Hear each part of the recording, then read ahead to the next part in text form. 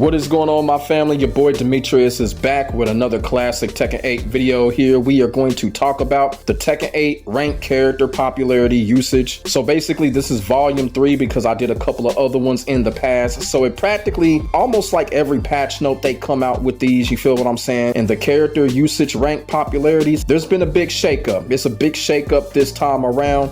And when I say big shakeup, it's big. Now when it comes to the last 3 or 4, that probably hasn't changed, but we're going to get into that, later on into the video. But we're going to be discussing the Tekken 8 ranked character popularity usage chart. And basically this chart here is the chart that everybody is focused on. Now there are other charts when it comes to this, but this is the chart that everybody is focused on because this chart is practically based off of online rank and the characters that you see mostly when you're playing ranked match. You feel what I'm saying? So we're going to focus on this and this only. And like I said, this is a significant change, and this chart here pretty much sums up the entire usage rate when it comes to Tekken 8 and the characters that everybody uses. Before we get into it, I will have to say, when I discuss this chart, I'm going to discuss it my way. I'm going to tell y'all why these characters are placed the way they are, well, at least most of them anyway, and I'm just going to do it my way. I'm not going to do it no reaction type way where motherfuckers is all surprised and shit like that. I'm not going to do it like that.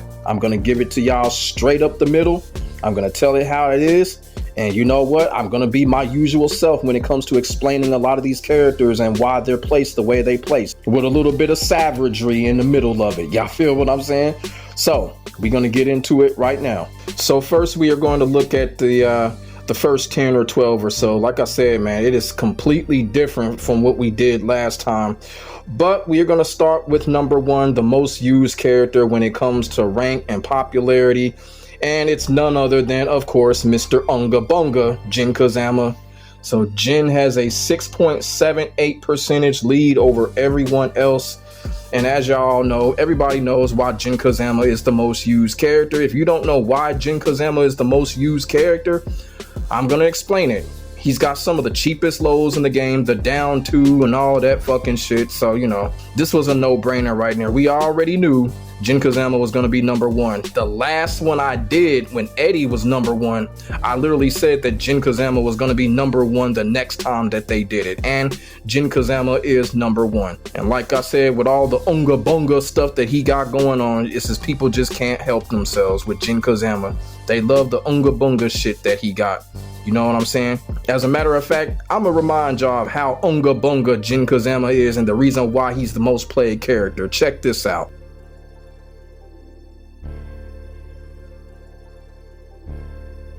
So there you have it. That's the reason why Jin Kazama is the most played character right there.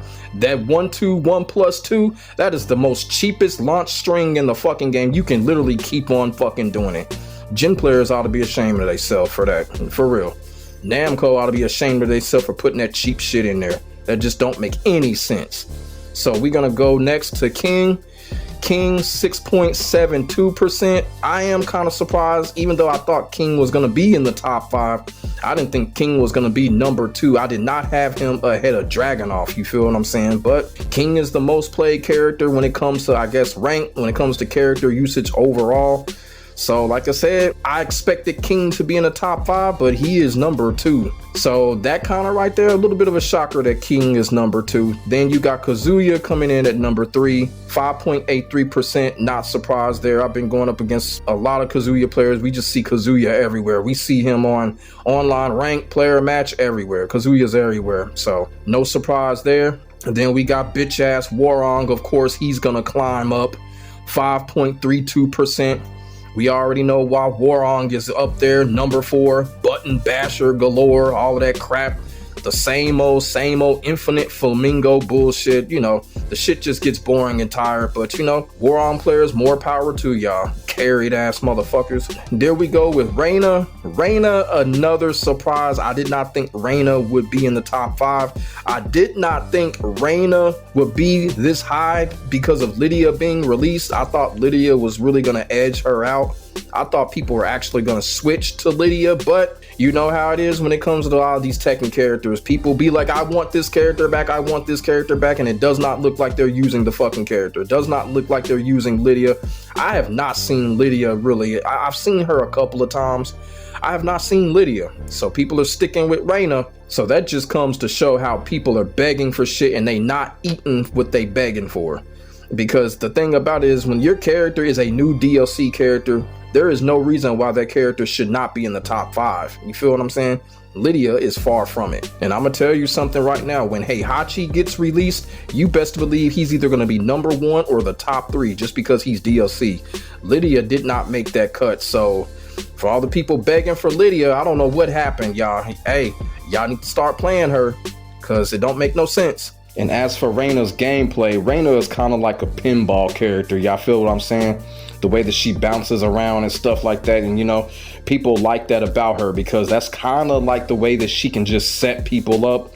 She can kind of confuse people with all that aggressive acrobatic stuff that she can be doing. So I guess that's what people are really getting a kick out of when it comes to Reina, and it's showing. She's one of the most used characters. So Reina is number 5, 4.92%. Like I said, I'm very surprised of that. I honestly thought Reina was gonna drop just because of Lydia, but you know, I was wrong about that one.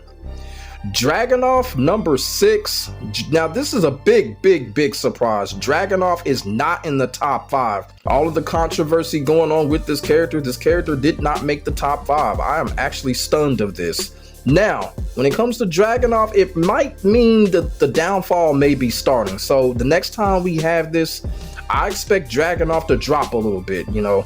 Not in the top 5. Like I said, I'm stunned. I'm stunned that Dragunov is not in the top 5, but it might be the start of something. It might be the start that I think that people are finally starting to figure out that a lot of these Dragunov players are not true dedicated Dragunov mains, and the best thing to do when going up against them is play the exploitation game. Even though his placing is still very high, Dragunov is that one character that everybody is rooting for to continue to drop, and rightfully so. Hopefully people will just stop using him because he can carry like a sack bag and go back to their original main characters and start playing some real dedicated Tekken for once. People are sick of Dragunov, and hopefully Dragunov continues to drop for real.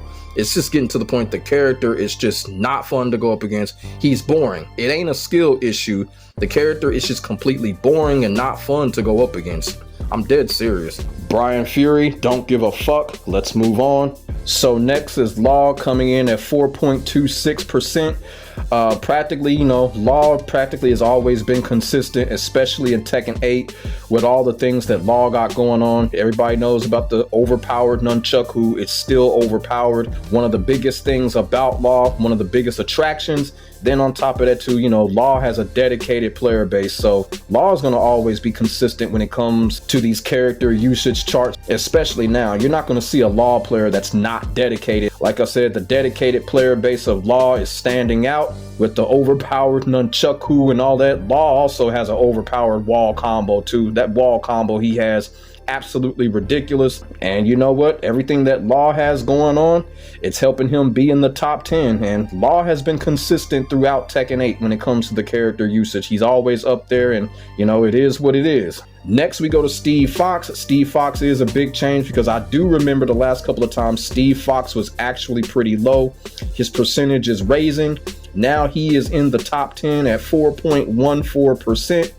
I pretty much know the reason why. Is because practically they gave Steve Fox Fang Wei's backstep Kempo, which is pretty ridiculous considering the fact that it's technically not a boxing move. Boxers do not backstep unless it's some ghetto neighborhood street fight, but they gave Steve Fox that backstep Kempo, and Steve players are abusing it like a motherfucker. So it's one of the main attractions when it comes to Steve. And also too with Steve pretty much has gone non-touched when it comes to these patch notes. You feel what I'm saying? They don't really nerf him. They don't buff him. They really leave him alone in Tekken 8. When Tekken 8 first started out, I really thought Steve was kind of one of the worst characters in the game. But since all these buffs and nerfs have happened, it's really helped Steve climb. It really has, because he really hasn't been touched. You feel what I'm saying? Maybe a nerf here, a buff there, but Steve has not been touched. and it's really helping him right now. And like I said, the new backstep Kempo that he has, Steve can practically pull the chair on you at any given time, especially if you try to approach him in a fundamental type fashion. He can definitely pull the chair on you with that backstep Kempo. It's frustrating at times, but it is what it is. Steve is top 10 because of that and because of some other things that he has too. So next we have Yoshimitsu and we have Lily. Now Yoshimitsu caps off the top 10 when it comes to Tekken 8 as far as the usage percentage. Then Lily is right after him. The percentages are practically the same. Yoshimitsu is 3.56%. Lily is 3.55%. Now, the reason why I say this is so interesting is because remember what I said about these two characters. These two characters are really similar. They're very predictable and they play very, very similar. You feel what I'm saying? When a Yoshimitsu player gets pressured, he uses the flash. When a Lily player gets pressured, they use the model horn. These two characters are really fucking similar. I'm not sure how high Yoshimitsu was on the last chart. It looks like he's declining a little bit. Rightfully so. The reason why I feel like there is a little bit of a decline there is because people are just starting to figure Yoshimitsu out. People are starting to figure out how predictable he is and how you can sniff things out when you're going up against him. And it is the same thing with Lily. These two characters are kind of like sniff out characters. You know, all you have to do is see what they're doing. The game plan does not change with these two characters. They're so predictable you can sniff things out. Now, is this the reason why these two characters are placed the way that it is? Possibly.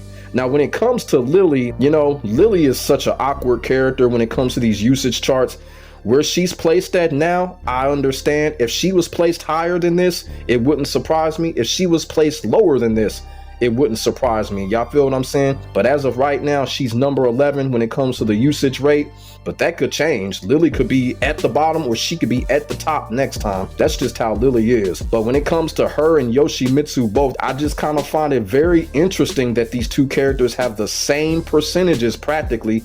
And like I said, both of these characters play very, very similar and they're very predictable. As far as Yoshimitsu is concerned, I don't know if this is going to be a continued drop, but it does kind of seem like people are kind of figuring out what's going on. I think the Tekken community kind of overreacted to Yoshimitsu in a way, you know what I'm saying? Because Yoshimitsu really hasn't changed since Tekken 7. It's still the same predictable shit. So I think people were just overreacting to what's going on. And I think people have settled down, calmed down, figured him out. And they're starting to make people that were using him, maybe not dedicated mains to him, they're starting to make people leave him. You feel what I'm saying?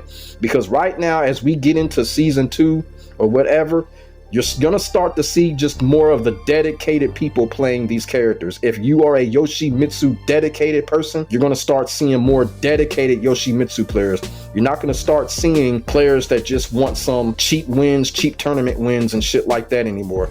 People are going to start going back to their mains and hopefully people are going to start playing dedicated Tekken. Y'all feel what I'm saying? So we're just going to have to see when it comes to Yoshimitsu. But when it comes to Lily, like I said, right now, where she is, I kind of understand that, you know, Lily's got a lot of crazy stuff going on. Of course, everybody knows about that little cheap kick she got that she can just continue to reset combos with. The next patch note, next usage percentage, she could be higher or she could be lower. I wouldn't be surprised either way. It's just Lily is just awkward like that. So we go to Paul. As you can see here, Paul has a 3.35%. Quite frankly, Paul pretty much is in the same place that he's always been. Hasn't really moved up or down. And like I said, I don't really got too much to say about Paul other than, you know what, Tekken 8 is just not Paul's Tekken. I think right now people are getting kind of weary of Paul. They get sick of him. Even the people that main him, I don't even think they're really interested in him in Tekken 8. So that's just my personal opinion. But as far as Paul is concerned, he's basically in the same place he's always been. Like I said, Tekken 8 ain't just Paul's Tekken. Nobody cares. Lydia, just was talking about her when I was talking about Reina, 3.08%. And like I said, this is a disappointment. I know I might make some people mad when I say this, because the reason why I think it's a disappointment, because Lydia is the newest character. She's the newest DLC character. She should have been top 3 or top 4 or top 5. She's overpowered as fuck and nobody is using her. After all of the begging, this is what comes out of Lydia, 3.08%. I feel that's a disappointment right there. And once again, y'all gonna make Harada all mad with that don't ask me for shit bullshit. Like, look, Lydia shouldn't be this low. She should not be this low. You want to beg for a character, you got to play her. Ain't nobody playing her right now. This is a disappointment. And like I said, Heihachi is going to prove that when he comes out. He's either going to be number 1 or top 3. Eddie was number 1 when he came out. This right here with Lydia, disappointment. And as Victor is concerned, we're going to go to Victor here. Victor is constantly on the decline. He's at 2.90%, and that is going to continue to drop. And I actually predicted this when it came to Victor. He was just going to continue to drop. People are figuring this character out. This character sucks. And this is one of the main reasons why I didn't put Victor on my top 10 cheapest characters list, is because, yeah, he's cheap, but people are figuring him out. Now that people are figuring him out, look what's happening. No one is using him because of the bullshit gimmicks are just not working anymore. So Victor is on a constant decline. He is going to keep declining, and he's going to be at the bottom before it's all said and done. This character is going to disappear, and I can't wait. I am going to celebrate when he is all the way at the bottom. Trust me, it's going to happen. Now, when it comes to Eddie pretty much is in the solid middle, 2.74%. And I'm gonna be quite honest with you, I actually like where Eddie is placed, because if you really think about it, everybody say that Eddie is a Mashers character. Well, if that was the case, he would be still at the top 5, but he's not, because he's not a Masher. And also too, with this number that you see with Eddie, this number is pretty much all dedicated players. These are players that are dedicated to Eddie. When you see this number, players such as myself, being one of the top 3 Eddie players in North America. Yeah, I said it. That's right. Go ahead, come on here and flame me. It's the truth. I'm one of the top 3 Eddie players in North America, on side of Wasulu and Sparagen. Now what? But anyway, this number right here, all dedicated Eddie players, and people already know you can't mash with Eddie. You can't climb the rank just by doing 3-3-3 with Eddie. People paying too much attention to that stupid fucking bot or whatever. I'm so glad that story died off. But yeah, people know you can't mash with Eddie. Eddie too complex for that. Like I said, this number here, total dedicated players. And the difference between this number being total dedicated players and a character like Victor, I just don't trust that Victor has a solid dedicated player base. I really don't. I just think Victor is a character where people are just shucking and jiving with him. But like when they start losing, they pick him. Y'all feel what I'm saying? That's why I think the numbers are different when it comes to a lot of these characters. Eddie, dedicated players, and that's why you see this number. And I'm actually happy with it. Even though it doesn't really matter, Eddie is going to get hated on wherever he's placed at, and that's all right. But the thing about it is, if you gonna hate on Eddie, if you gonna hate on my main character, don't complain when I bash yours. Because people come in my comments and say, why are you bashing my character? Because more than likely, you bash Eddie. So don't complain. Now let's move on to Jun. Jun is the cheapest character in the game, and it's starting to show. She is starting to decline, rightfully so. Jun is sitting at 2.72%. That's going to continue to drop because she's cheap as fuck. She's uninteresting. She's fabricated, and people are just getting weary of Jun as well. Asuka continuing to drop as well, 2.61%. Asuka was a little bit higher than that. Now she's kind of lower, so she's kind of on a decline. Little Miss Poker Face, but she'll be all right. Asuka will be all right. That little poker face will be all right. Lee Chaolan, 2.51, or is that 2.53%? My bad. Lee Chaolan, you know what? I don't really got too much to say about Lee Chaolan. Cheap as fuck. I do see him a lot online. This usage says that ain't nobody really playing him like that, even though I see a lot of Lee Chaolans online. But I'm gonna keep it all the way real with y'all. I don't think they're Lee Chaolan mains. I just think they're just people that are just mashing fucking buttons with him. Be quite honest with you. Very few dedicated Lee players, but like I said, Lee Chaolan is a piece of shit, man, for real. I overlooked that character. The character crappy as hell. Lars, also another crappy character, on the decline, rightfully so, 2.49%. Now I know Lars was higher than what he is now. I don't remember how higher he was, but he was a little bit higher. He's on the decline, rightfully so. Lars is also a piece of shit character, and it's getting to the point where people that were trying him out are abandoning him. These numbers right here are the numbers that you are seeing from dedicated players right here. So if you're a dedicated Lars player, this is what that's showing. People that are trying out Lars or whatever, they have left this stupid, brain dead ass fucking character that's in love with a cyborg. I will never have respect for Lars. I don't care. I don't care if Lars was top 5. I will never have respect for this character, ever. Azuzina, 2.37%. I just really don't care for Azuzina. Mad cheap, whatever. I don't know why people still are using her. She's not a fun character to go up against. She's not a fun character to play as. You know what I'm saying? I think people just be lying. They say, well, Azucena's fun. No, she ain't, because she don't got shit.